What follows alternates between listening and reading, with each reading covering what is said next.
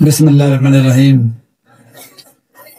আজকের কুফর এবং শিরক বিরোধী আজকের এই সভা সম্মানিত সভাপতি উপস্থিত আছেন আদর্শ উপজেলা বিএনপির সংগ্রামী সাধারণ সম্পাদক, এই এলাকার কৃতি সন্তান জনাব সফিউল আলম রায়হান, জামাতে ইসলামের মহানগর নায়েবে আমির মামুন ভাই, উপস্থিত আছেন হেফাজতুল ইসলামের মহানগর আমির আমার মামা মুফতি জিলানী, উপস্থিত আছেন সাংগঠনিক সম্পাদক আদর্শ উপজেলা বিএনপি ওমর ফারুক সহ আমাদের অত্র ইউনিয়নের বিএনপির সভাপতি, সাধারণ সম্পাদক সহ সিনিয়র সহ সভাপতি সহ বিভিন্ন পর্যায়ের নেতৃবৃন্দ।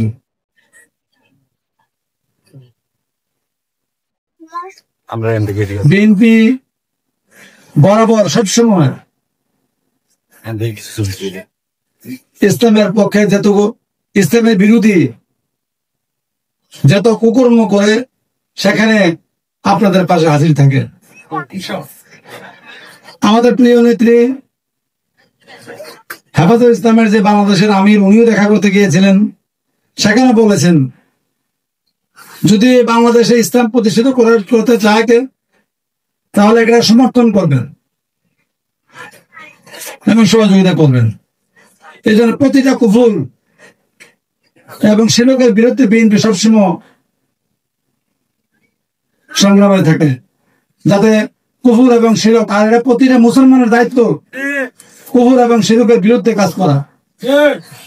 যেখানে কুফর শিরক হবে সেখানে প্রতিটা মুসলমানের উচিত প্রতিবাদ করা।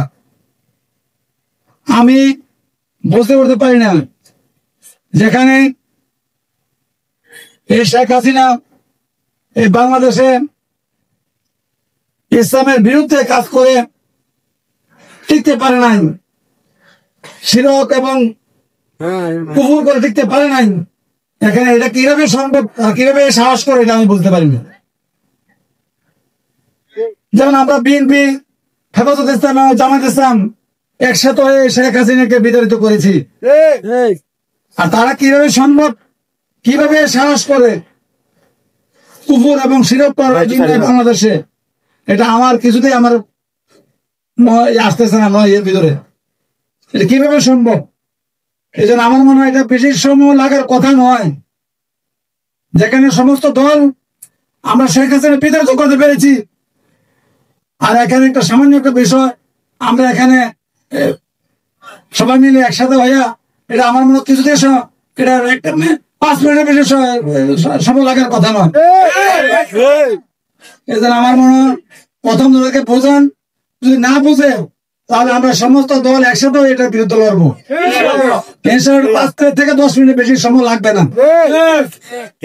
আপনাদের পাশে আসি, যে কোনো কাজে আপনাদের পাশে থাকবে। শিরক এবং কুফর যেখানে হবে সেখানে আমাদের প্রতিবাদ।